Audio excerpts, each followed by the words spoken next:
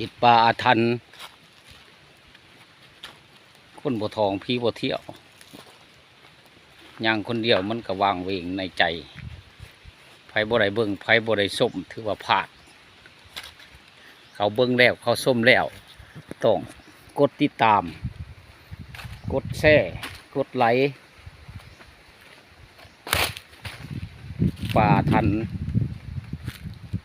คนผู้หนึ่งมีความสามารถถือว่ามาเฮ็ดนาอยู่ทางป่าอาถรรพ์นี่แหละป่าอาถรรพ์ไผบ่ได้เบิ่งบ่ได้ชม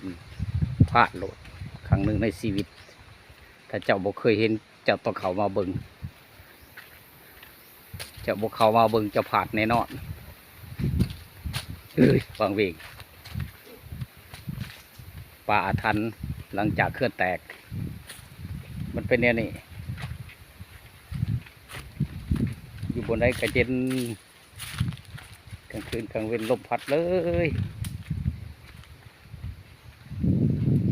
ย็นสมกับว่าป่าอาถรรพ์ลีพี่น้องเลยเขาเบิ่งเขาส้มหลายๆเด้อผู้ใดบ่เข้าผู้นั้นพลาดโอกาส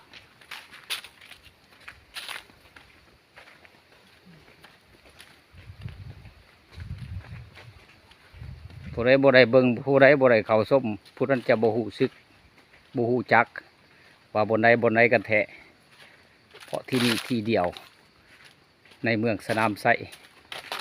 นี่แหละขอบเขตบ้านสมองนะพี่น้องเลยวันนี้แล้วมันแห้งกว่าหมู่